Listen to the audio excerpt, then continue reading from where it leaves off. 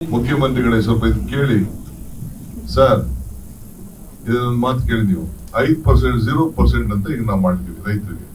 ಮುಖ್ಯಮಂತ್ರಿಗಳೇ ಸ್ವಲ್ಪ ಇದು ಕೇಳಿ ಸರ್, ಇದೊಂದು ಮಾತು ಕೇಳಿ ನೀವು. 5% 0% ಅಂತ ಈಗ ನಾವು ಮಾಡ್ತೀವಿ ರೈತರಿಗೆ. ಮುಖ್ಯಮಂತ್ರಿಗಳೇ ಸ್ವಲ್ಪ ಇದು ಕೇಳಿ ಸರ್, ಇದೊಂದು ಮಾತು ಕೇಳಿ ನೀವು. 5% 0% ಅಂತ ಈಗ ನಾವು ಮಾಡ್ತೀವಿ ರೈತರಿಗೆ. ಈಗ 0% ಅವ್ರು ಕೊಡ್ಬೇಕು ಅಂತ 5% ವರೆಗೂ 0%. ಮುಖ್ಯಮಂತ್ರಿಗಳೇ ಸ್ವಲ್ಪ ಇದು ಕೇಳಿ ಸರ್, ಇದೊಂದು ಮಾತು ಕೇಳಿ ನೀವು. 5% 0% ಅಂತ ಈಗ ನಾವು ಮಾಡ್ತೀವಿ ರೈತರಿಗೆ.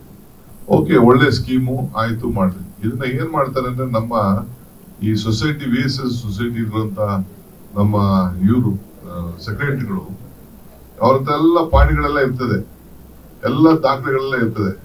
ಸುಮ್ನೆ ಸೈನ್ ಹಾಸ್ಕೊಬಿಡ್ತಾರೆ ಅವ್ರ ಕೈಲಿ. ಯಾರು ಬೇಕೋ ಅವ್ರ ಕೈ ಕೊಡ್ತಾರೆ, ಒಂದಷ್ಟು ಇನ್ಫ್ಲೂಯೆನ್ಸ್ ಇರೋರು. ಮತ್ತೊಂದು ಮಿಕ್ಕಿದ ಅವರೇ ಅವ್ರ ಹೆಸರು ಸಾಲ ತಗೊಂಡ್ಬಿಡ್ತಾರೆ. ತೆಗೆದುಕೊಂಡ್ಬಿಟ್ಟು ಅವರೇ ಬಂದು ಬಡ್ಡಿಗೆ ಬಿಟ್ಬಿಡ್ತಾರೆ.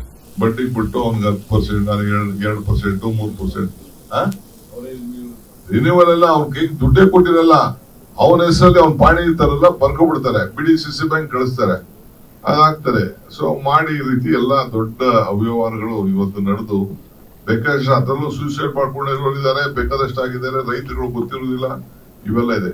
ಇದನ್ನ ನೀವು VSSN ಮೇಲೆ ನೀವು ಇದಕ್ಕೆ ಯಾರು DR ಗಳಿದ್ದೀರಿ, JR ಗಳಿದ್ದೀರಿ, ER ಗಳಿದ್ದೀರಿ, ಇದ್ರ ಬಗ್ಗೆ ಬಹಳ ಸೂಕ್ಷ್ಮವಾಗಿ ಇರಬೇಕು.